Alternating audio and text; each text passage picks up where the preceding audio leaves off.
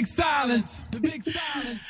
All right. We are here with Ashley and Olivia. I'm so happy. So Ashley and I, when did we first meet? It was, I'm thinking.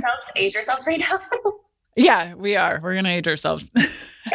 I think we met in 2009, 10, 11. Jeremy's sitting across the table from me. He's like 2009. It's all Jeremy's fault. Yeah, Jeremy's fault.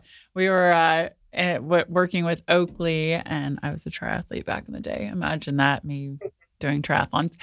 And Ashley and I were in New York doing, was it a 5K? Yeah, I think it's a 5K, which for me was a lot because I just don't love running, and I did it to be supportive, but was there and was just like, what did I get myself into here?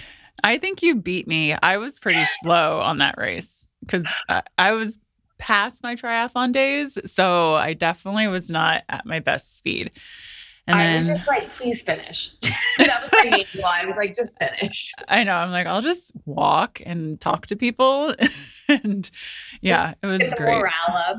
Yeah, totally. So we have a history of going way back. I love Ashley, and I'm so excited to get to know Olivia, and we'll get into Hummingway, their new company. But obviously, it's mental health podcast. I want to be totally open with everything we're talking about here.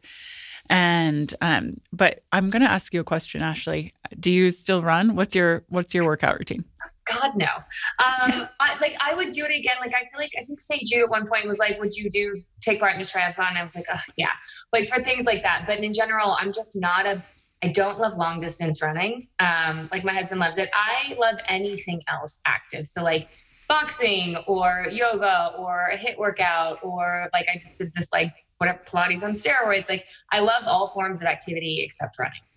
I was on the swim team. I was not on the dive. Okay. The track team, yeah. Yeah. But still very active, just like, yeah, not so much running. What about you? Well, you always go in those ebbs and flows as you grow up or get older. I mean, I'm turning 41 in March. Why do you look so good? Oh, yeah, everything. Healthy eating. That's it. Cold plunge, sauna. But yeah, for me, I really turned to yoga. I was in triathlon for a long time and then heavy lifting. And I actually this year am getting back into lifting again to just have strength.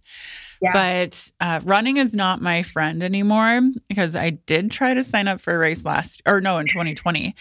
And whenever I ran, my hips were like, No, girl.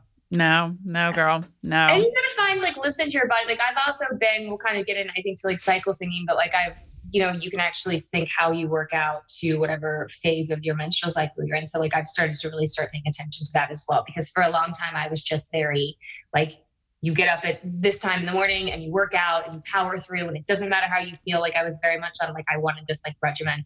Turns out it's really not good for you. So yeah, I shifted all that. Well, I'm so interested to hear about the cycles and what you should be doing with your body, with your female cycle. Like for me personally, my Bobby, my husband over here, he knows. I'm like, oh, is it a full moon today? Because I started my period. And he's like, I can't. I'm like, I want to talk to you about like the cycles with women and their periods and our hormones and all of that stuff. Oh yeah. It's an integral part of our life and heavily affects us. And for so long, this is something that wasn't talked about. So we're really excited to talk about it. And I think, speaking of mental health, I think keying into your menstrual cycle is such a positive thing to do if you're trying to kind of, I think in general, have a hold on your mental health. And for, again, a long time, I kind of ignored that. But like we are, like speaking of ebbs and flows, constantly going through an ebb and flow of our hormones. And so, of course, we are not going to be the same person in day one that we are in day 15. And so acknowledging that and figuring out ways to work with your body during your, like when you're in your follicular phase, your estrogen is peaking. So like generally speaking, we're much more social. We're much happier. Everyone wants to be around us. Everything's kind of blowing. And then you get into your luteal phase, which your progesterone rises, and all of a sudden your estrogen starts to dip. And so you lose that social ability that you have, but then your progesterone allows you to focus, and like being able to key in on those things and use your menstrual cycle versus kind of trying to work against it, I think is so important. And, there are going to be days when everything drops that you feel off and you feel maybe a little bit more depressed than you would. And I think recognizing that and understanding like I could take certain supplements to maybe help with that, or just know like this day I'm probably going to cry and then I'm going to journal about it and it's going to be okay. It's been really powerful for me because my history is not extremely open when I dealt with mental health. And I think was again, like on this regimen where I was just like, you have to power through and you don't need to talk about these things. And so like being now open to that and understanding that like some days you just need to cry and some days you just need to journal things out. And it's mind blowing. I love that because some days I just need to cry. And some days when I'm going through stuff, people are like, what's wrong with you? I'm like, you need to give yourself that allowance and that permission to just feel. And I think that's one of the biggest things, especially as women, we go with our hormones and the ups and downs in life. And as we know what we've been going through since 2020, we all need to give ourselves grace and like have no judgment. So I think that's such an important thing to think about. And I want to talk to Olivia too about PMDD, right? Yeah, almost 4 years ago now. I've probably been living with it for way longer than that. I was diagnosed with premenstrual dysphoric disorder. It's actually a biological condition. For a long time, people thought that it was due to a hormonal imbalance, but actually people with PMDD have an increased sensitivity to the hormone fluctuations that are happening 2 weeks before your period. So Ashley said that progesterone increase in your luteal phase for a lot of people, will give you focus. It actually has even a calming effect. But for people with PMDD, it actually can cause a lot of irritability and anxiety. And a lot of people listening might be like, oh, that's just PMS. But this is PMS on steroids. It actually gets in the way with your daily activities. And for most of my menstruating life, I just thought that this was normal. Even society pushed that message. Doctors were like, oh, you're just hormonal. And I put that in quotes because that's ridiculous. Yeah. And when I tried to figure out a solution, I could go on SSRIs or antidepressants or go back, or not back on birth control. I've never been on it, go on birth control. But coming from a functional medicine household, I knew that really wasn't going to work for me. So I started to try and find ways to manage the diagnosis holistically through adaptogens and herbs, CBD, which was me and Ashley's own personal stories was a huge genesis of Hummingway. Yes, we have a product, but we also have this massive education platform for people to learn so they can take their health into their own hands. And it was actually just in 2019 the World Health Organization finally acknowledged PMDD as a health concern. So that's a great win because I think a lot of people now are bringing it to their doctors and even they're like, oh, what's that? Or no, you're just, typical PMS. And so it can be frustrating. And if that's kind of what you're getting from your doctor, maybe go find a new one or start, doing your own research because PMDD actually affects, 5 to 8% of menstruating people, which that's more than 6 million of us. So there's a lot of people out there. And even when I started posting about it on my Instagram and I wrote a personal article on our platform, The Regular, I had so many friends DM me and be like, wow, I brought this to my doctor. I brought this to my therapist. And I've been now tracking my cycle and I've gotten this diagnosis and I feel so much better because it can be confused with bipolar disorder or depression. Really? Wow. Yeah. But the big difference that the key indicator is that it'll happen like clockwork right before your period. So literally during my follicular phase, I am one person. And then the second after ovulation, literally the day after, so tomorrow for me, I noticed such a change in how I'm feeling. I feel like I could cry right now, which is really overwhelming. Obviously, I found ways to kind of manage it. There's no cure for it. So yeah, it's been a journey and it's long and it takes a lot of, work. But if you want to kind of get your mental health under control and if you feel like, you might have PMDD, definitely bring it to your doctor. I use Clue to track my cycle So I know when it's coming. And just that awareness alone can help you so much. Yeah, I love that. And I had never heard of PMDD prior to learning about your story with Hummingway and your products.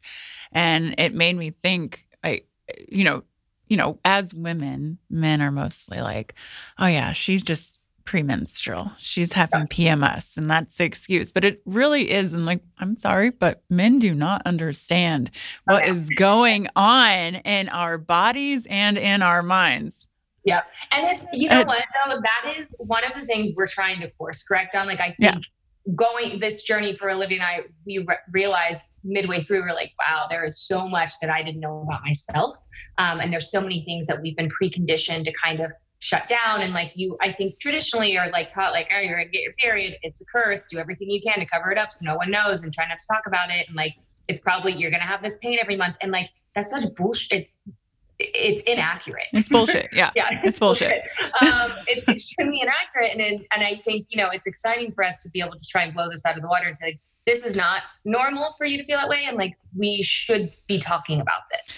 Right. And I agree. And even with my husband, I always talk about my period and I'm like, oh, it's a full moon. Like I said, full moon. And here it comes. He's like, oh my God. But men need to know, like, this is natural for us. And I think that's such a good discussion to start happening because with mental health and everything else, like, this is one of the stigmas that needs to be broken. Women bleed. We bleed. Yeah. And we have hormonal imbalances. And like, I'm like, there's so much going on inside of us. And like, the other thing too, like, by the way, that's why we're able to produce and have children. Like, it's why the world continues to go on. So it's kind of like, I mean, I wish we could like reprogram people to teach their kids, like, you have this magical power basically. And it's incredible if you start to understand it. And I think the other thing too is like, I mean, my husband like is in the thick of it because of what Olivia and I do, but he now, it's like exciting for him versus him going like, I don't know what to do. And he's like, oh, you're in your luteal phase. And he's very conscious and he knows that there are certain days where like, he's like, oh, okay. And he's a little bit more gentle with me and it's better for our relationship. So I think like, you know, the more that we talk about it and understand it, the better it is for you. I'm looking at my husband over here. I'm like, did you hear that? He's like, get her off the show now. He's crazy. Bobby's smiling over there. I'm like, be gentle with me when I'm bleeding instead of shaking your head and be like, eh. Be like, I love you. You are a woman. You are a champion, and I'm so sorry that you're. Yeah. Exactly. For sure.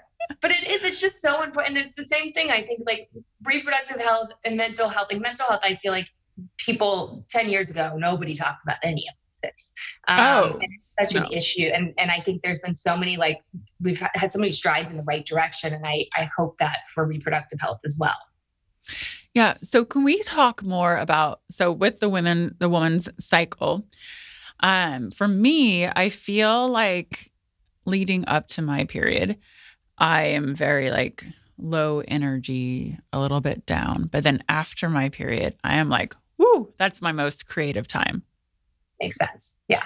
So it makes sense because in your luteal phase, again, progesterone is being produced in a high amount and that triggers GABA. And that is a very calming effect. You're also required to eat more calories at this time. So if you are not feeding yourself, you're going to feel tired.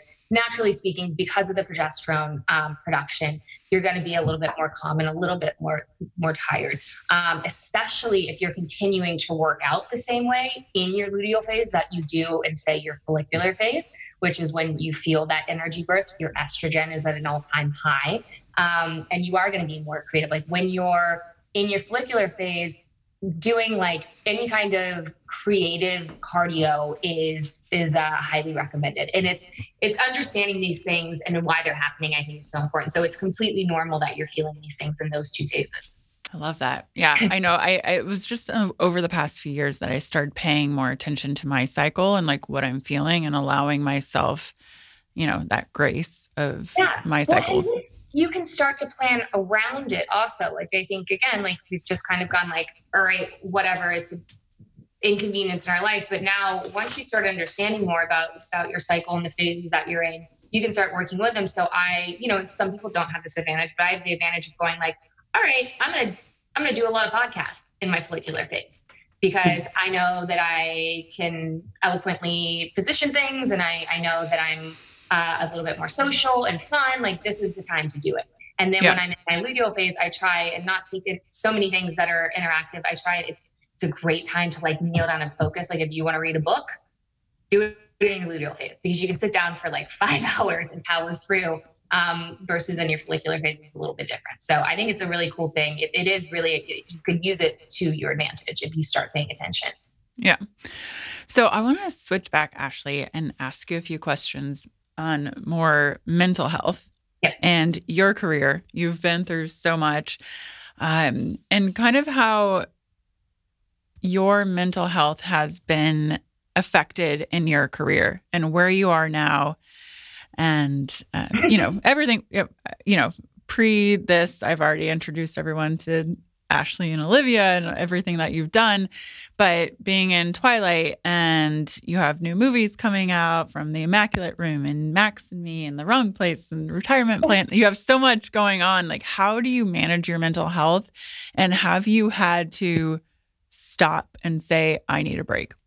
Last year was busy. I actually almost had like a mini breakdown last year, to be honest, and had to kind of evaluate the speed at which I was moving at, because I didn't anticipate my acting career being quite as busy as it was. And a lot of opportunity came up. Like, we thought through like the last 2 years, the pandemic was going to have a really large effect on me. And I was like, I'm not going to be working. We launched Hummingway, and I was kind of like, sole focus is going to be there.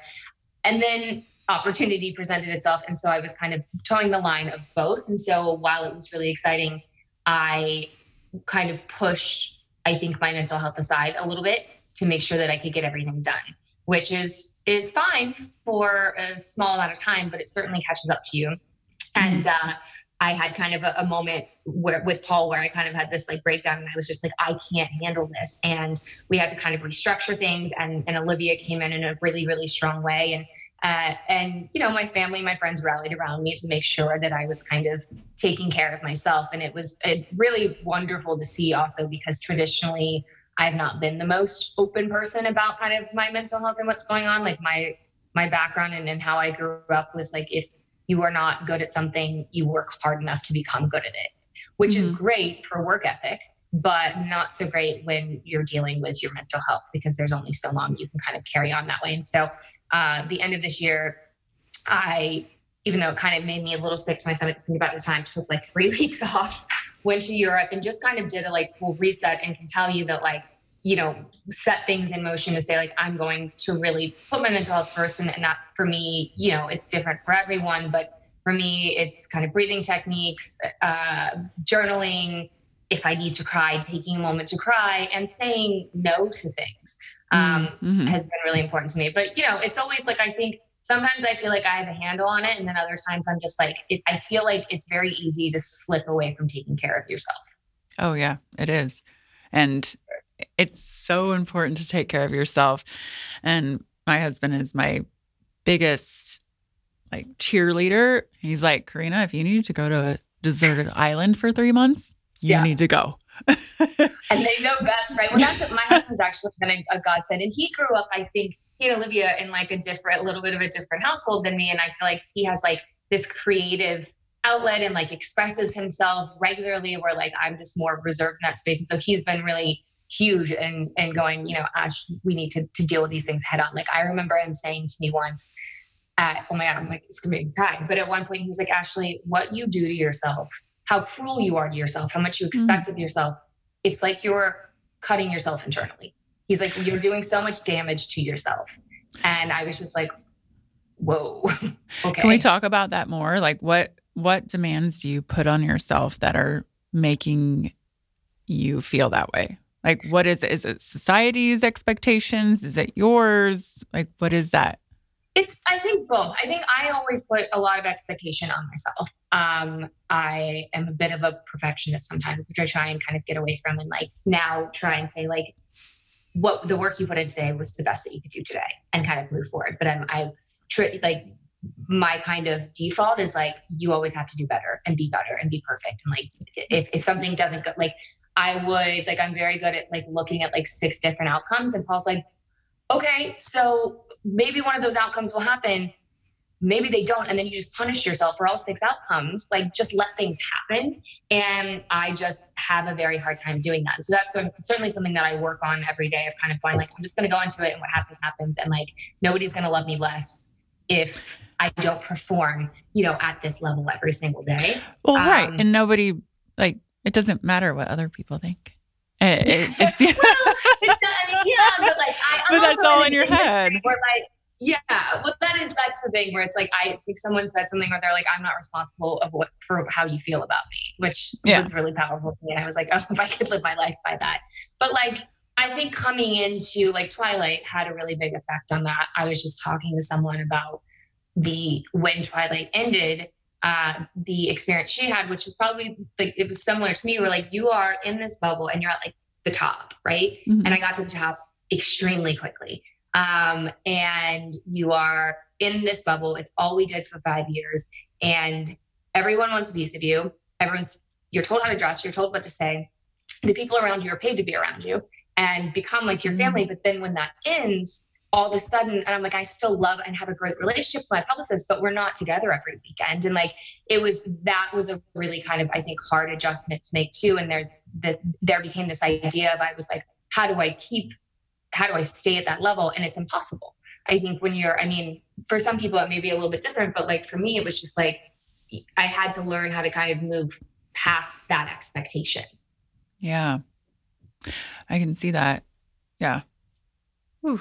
It was a lot. I just, and like the other thing too, is I really had to stop and go like, you have to deal with what you're feeling. And for a long time, like I'm still yet to go to therapy, which I'm like, looking for. So, okay. Therapy. Are you in therapy? Not in therapy, but I am. Ever? Never, ever. I used to look at my acting coach as my therapist a little bit, because she probably knows more about me than any person ever.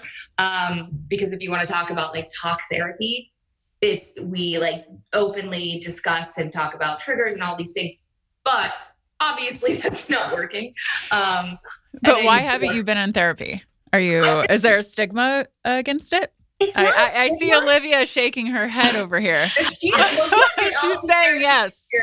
No, I'm in therapy, but just Ashley was talking about how like our parents created an environment for us, for Paul and I, where we could express ourselves, but they're from an older generation. So I would bring up therapy a lot when I was younger, like put me in therapy. And there was this stigma around it of like therapy equals there's something wrong with you. Correct. And that's so not true. I think everyone should be in therapy. The frustrating thing is I'm actually dealing with it right now, is why is it not covered by your healthcare?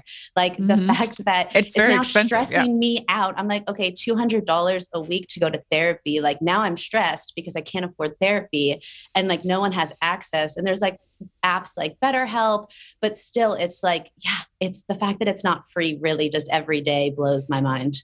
That's all I have to say about therapy. What I have to say about therapy is I've been in it for many years. I've done EMDR and all sorts of stuff. But so with the Big Silence, my foundation, we are working on that to create spaces where people can have therapy for free. And we have all the resources that we're putting out there.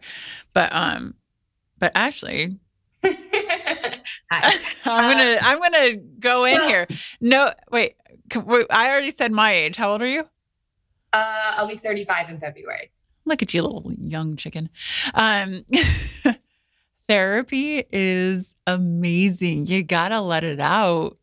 I know. So this is what I've come to understand. Like I up until like 3 years ago, I didn't talk about my feelings at all. So I think I've made like a lot of kind of I've overcome a lot in that space. And now I feel like I'm kind of ready to go into therapy. But I also, part of me was like, all right, so I go to a therapist and I tell them all these things. And then they're like, oh, here are the things that are wrong with you that like you haven't been acknowledging. And then what do I do with that? And so like I started talking to a couple of my girlfriends who have a cognitive behavioral therapist, which I feel like would make sense to me. But I feel like it's just such a like wide space of different types of therapy. And I'm trying to figure out like which one works in my life, but I'm also going to get a list from you after this. But it's like not something I have a stigma against. I just never, I don't know. I just never got into it. Yeah. I mean, because of the stigma against therapy, like everyone's like, oh my God, you're going to a therapist. You're freaking crazy. And I'm like, no, it's actually, we need to talk about things. We need to work through things. And then finding a therapist who gives you the homework to then take home and do the work. It's not just letting it out. Like you talk to a friend, but you need someone who is telling you how to, like, what the next steps are. Yeah. And I mean, I think I was always just too, like, I felt like I was too busy also. Okay. Bad excuse. I know. And like, I wasn't ready. Like, I also feel like I wasn't ready to do the work. Like, I just wasn't. Now I'm kind of in this place where I was like, oh yeah, I really am. Cause I don't know. I like have a whole kind of new position on it where I'm just like, I'm ready. And I've been bettering myself and working on myself. Like I just started reading. I don't know if you've read Body Keeps the Score, but it's fascinating. No, I haven't. Can we make Body Keeps the Score? Is that what it's called? Can someone make Body Keeps the Score? It's about how your body kind of takes on traumas. Oh, 100%. Oh, we could go into a whole conversation about body and trauma. Like when your stress levels are high, that's like, for me, that's when my allergies are bad. That's when my hormones are bad. That's where like a full body rash, psoriasis, everything, like your body is connected to your mind. And so that's stress levels were super high. Have you ever sometimes I get so stressed out, and I realize this is probably like a trigger thing, but like where like I have a physical reaction and I'm like, I get like sick to my stomach and I get like it's nuts, and it like takes me a solid like 5 minutes to like calm myself down, but it is a reaction that I hate. Yeah, I have that, from psoriasis, full body rash, to when my mom was passing away, like full vomiting all day. I couldn't eat. But so with Hummingway, it's CBD. Can you explain more about what your product is with Hummingway? Sure. Liv, do you want to take it? Yeah. So, obviously Ash and I talked about our different experiences, and we created this community around us prior to launching Hummingway. And oftentimes people would talk about the insane pain, specifically on like the first or second day of your period. So we wanted to target that first. Like if you go into a CVS, the only option that you have is Midol. And we don't even know how bad the long-term effects of taking Midol is for us, because there's such a lack of research around the female body. But I digress. So we created a transdermal patch. It's non-toxic. It has CBD, ginger, lemongrass, menthol, black pepper, and vitamin E in it. So they're all anti-inflammatory ingredients that work together to help push the CBD, which is the main pain relieving ingredient, through the body. So the ingredients are being released over the course of 24 hours. We suggest putting one on each ovary, like near a venous area, so it can go directly into the bloodstream. The reason why we picked a patch versus a supplement is because oftentimes when you're taking a supplement, you're digesting so much of it that you're not getting enough of the ingredients to actually feel an effect. Where with a transdermal patch, it goes directly into the bloodstream. So we've had a lot of people talking about how they feel that relief within the first 20 to 30 minutes, which was our goal, which is amazing. There's 4 patches in one pack, so you can kind of figure out what works best for you. If you do have back pain, you can put it on your back. If you have leg cramps during your period, you can put it there too. As I think I already said, I'm ovulating today, and I actually feel, because I'm obviously at this point very in tune with my body, the egg releasing the ovary, and it actually hurts because it's rupturing the follicle. So I put a patch on then as well, because your ovaries take turns ovulating. And so right now I have my patches on, and that helps me a lot as well during my mid-cycle pain. So it's been great. We launched like 2.5 months ago, and we've been getting an influx of DMs of people being like, wow, for the first time ever, I've felt so comfortable in my body on my period, which is amazing to hear. It makes all the hard work and the stress worth it. Yeah, I think it's such a good thing to bring awareness to women about their hormones and their periods, and opening up this conversation. I love it. So Yeah. And putting a patch on, my doctor actually has me do patches versus because it's on your skin and it absorbs your skin, the biggest organ in your body, absorbs everything so much better than taking a pill. So yeah, I have like multiple patches on me every day. Well, then we definitely have to send you our product because you'll be familiar with it. Yes. A lot of people, it took a second for people to understand, or like, I feel like there's an education barrier of what transdermal patches are, but they're really incredible. Yeah. Yeah. Which we also launched the regular, which is our editorial platform. Cause as we were creating this product and creating this kind of idea of like, mapping your diet and your exercise and your social life to your entire cycle, that people are going to have the education in order to make these lifestyle changes. Yeah. So we worked with our medical advisors to create fact check content. It's really cute, the regular, no pun intended. So you can kind of learn kind of about what's going on in your body, how the patch works, why we chose these ingredients. So it's great. Yeah. And then number one, so where does everyone go for the regular Hummingway, ourhummingway.com? Ourhummingway.com, yes. Okay. And they can follow our Instagram is the same handle, Our Hummingway. Okay. And Ashley, I am going to check in with you, well, every day personally. And then, I'm going to get you a counselor. Well, honestly, like, this is what I need though. I was going to ask you like your experience on like, have you kind of had, because there's so many different types of therapy. And so, I mean, I guess it's probably specific to each person, but have you had like better results with one type versus the other? So my personal therapy experience, I've had multiple, from talk therapy, and I mentioned EMDR, which helps with trauma, like deep in your body. I have done, what is Jeremy's over here? What does Anne do? Holographic repattering. Holographic repattering. Wait, what is that? Sorry. I am not educated enough to speak on it. Google holographic repattering. But she freaking, I love that. Ashley's like writing it down. She's like, let me get that. Like, that sounds interesting. You go through, this is like a whole different podcast. I have the notes from Anne. This was like 3 years ago where I talk about, and I talk to her and she writes down like 50 things of my negative self-talk. And then we work through it. It was amazing. Yeah. I'm going to have a lot of those. Tapping's a really good exercise too. Tapping, yes. For those anxious people like me. Yeah. Tapping right now, actually. Yeah. Sometimes I'm tapping myself and my husband comes up and he's like, you're not helping. He just smacks me. He's like, you need more than that. A good smack is not too bad either. Have you done, you know what I did do?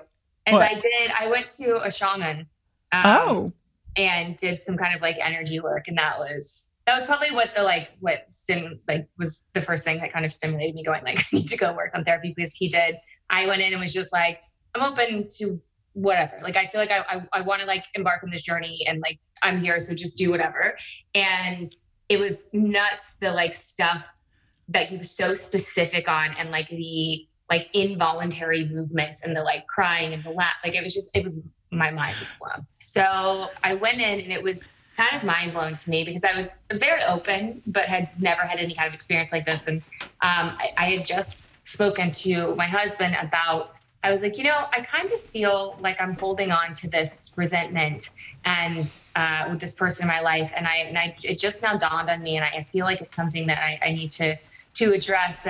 And then the next day went to Shaman Derek and he literally said, so I see that you're holding on to like address that thing. I was just like, how in the world did you know that? And instantly I was like, well, if I wasn't a believer. And then he mentioned something where he was like, you're holding a lot like in your liver. And I was like, okay.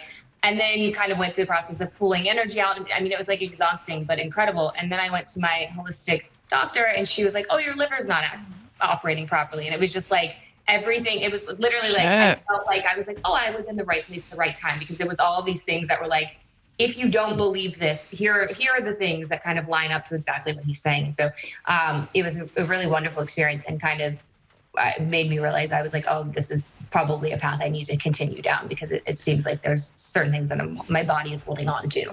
So what did you do after that? I had a conversation. It was actually with my mom, and kind of. I kind of cleared the air to let go of it, which was really wonderful. And kind of, after I did it, it was like, oh, this is silly that I hadn't before. So kind of resolved what I was holding on to.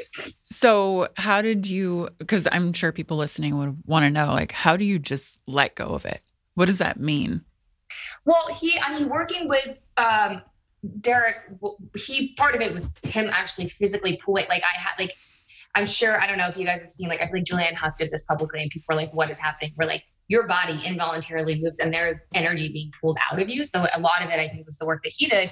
But then afterwards, I took into account things that he said and implemented that change in my life. And so I kind of knew, like, oh, if I don't address this with my mom, then what's the point of me even having gone to this session? And so kind of said, I'm going to address the things that he spoke about. So I'll ask you, is there anything you would tell to listeners that how to release, how to let go? Any tips if they don't have the access to Shaman Derek? I think part of it is really having, figuring out, pinpointing the things that cause you pain, that you don't necessarily want to deal with. I think a lot of it is introspective work. And then confronting that was really big for me.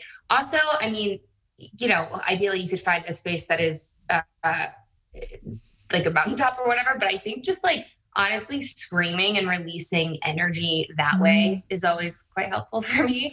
And then I started, I'm not great at meditating, but I still make an effort every day. And that for me has been very helpful because I think it really opens you up to truly listening to yourself and understanding, certain problems that you may be having. Yeah. Meditation is not one that comes easy to me because I feel like my mind just doesn't shut off, but it's worth it. Each time I get done, I'm like, oh. Yeah, our mind doesn't shut off. Even me, who's been meditating for years and been trained with Deepak Chopra, in the middle of the night, if I wake up, my thoughts are just spinning. I mean, we have 80,000 to 100,000 thoughts per day in our brain. So meditation helps us. Have you tried breath work? Oh, sorry, yes. I didn't mean. Yeah. Actually, I have. And that would be a good conversation with Bobby because when I have done breath work with one of my teachers, Gwen, who Jeremy also introduced me to. Jeremy's the guru. He introduced, I'm like, I need help. He's like, talk to this person. But yeah, and then I introduced my husband to breath work. And he might get mad at me for saying this because it was such an intimate experience. But when I did breath work with Bobby, he broke through and so much came out. And afterwards he was like, what just happened? Yeah. I just had the same experience recently. And now me and my boyfriend are going to go do a private session together because same kind of similar what Ashley was saying is that trauma gets released through that breathing. And out of nowhere, you're just weeping. And it's just the craziest shit just from breathing. What? It's mind blowing. It's actually incredible. I'm hooked. Yeah. I mean, I do have to have a conversation with Bobby about this because it was Bobby, you can jump over here, but the infamous Bobby. The infamous, yeah. It was so deep and something so rooted down there that was being released like a monster. Yeah. Yeah. So yeah. Do you ever experience that? Because I've done breath work as well, and same, I think not as intensive experience, but similar. But in yoga sessions, sometimes, particularly when they do hip work, I always want to cry. Oh yeah. Oh, we hold all that stress in our hips. Yeah. Women especially. Why am I about to cry in this yoga session? And some of the teachers, there's one I like particularly where she's always like, if you feel like you want to cry, cry. Do not suppress this. This is great work. And I was like, okay, fine. Well, that's the beauty. People are now allowing, you used to feel weird if you want to cry or you want to have an emotion, but that is the release. And that's what we need to get out there more is cry, scream, breathe, have a monster come out of you, whatever it is, we need to do it. So I want to wrap this conversation up with, so I have the 3 H's that I always ask in my podcast. So you guys can answer and also help others who are listening. So it's always, how have you healed? What's the number one thing of how you have healed in your life? And we're always a work in progress, which is perfect. But how have you healed? What's the number one thing? I think I've healed by acknowledging that I don't have to be perfect. Oh, I love that. Yeah, I think that was a really big moment where I was just like, you're not perfect. You're not supposed to be perfect. And other people actually don't expect you to be perfect, and you're projecting that onto people. Mm-hmm, mm-hmm. Yeah, I always say perfection is a prison. Yeah, it sucks. Sucks in there. Olivia? Yeah. For me, I think, and this is kind of a new thing that I've been going by because I go through a lot of depression, especially with the PMDD, and I'm a bit spiritual, but that you're the creator of your own reality. So whenever I kind of go in these deep funks, I kind of try and work on shifting my mindset and realizing that I can sit here. And obviously depression is not just like, oh, I'm just going to flip a switch and be fine. But knowing that you do have control over your own life and you do have control over your own thoughts and you can let them pass. And I've been that person who just would start thinking, I wake up in the middle of the night and then I'm just on that thought for forever. But if you do just kind of have it, acknowledge it, and then let it go into the ether of the world, that's really helped me a lot. And knowing that I'm in charge is great. I love that. Okay. And then how individually are you helping mental health in this world? Obviously with Hummingway, I would say I can answer for you. I think, Hummingway is certainly there. For me, I have found that, again, thinking that like I had to be perfect was a disservice to me and to anyone who follows me or anyone who's a fan. When I open up, I see people open up like floodgates. And so I think me sharing my vulnerabilities and being open and honest with things that I have issues or are kind of lacking in certain areas has been really helpful for other people as well. Just sharing. Yeah, I think, sharing our stories. And then what is your hope for the future of mental health? I mean, I hope that we continue on the direction that we're in and that people start embracing mental health from a full picture perspective and looking at, I think, both what you can do yourself and how other people can help you as well. I think it's kind of you've got to attack it from both sides. Yeah. Free therapy. Therapy. Yeah. Free therapy. And through therapy. Yeah. Ashley, I'm texting you in 2 weeks, 3 weeks, 4 weeks. I'm going to see how your therapy is going. We all need help. Help us. Society needs help right now. Well, thank you, ladies. It has been so much fun. I could keep hanging out and talking, and we'll talk more off camera, off pod. But I love what you're doing and what you're bringing to the world. And it's been magical to hang out here with you. And I appreciate you. Thank you so much. Same to you. We are so excited to be here. So thank you so much for having us. Right. Yeah. Thanks for all that you do. It's great. Much love. The big silence. The big silence.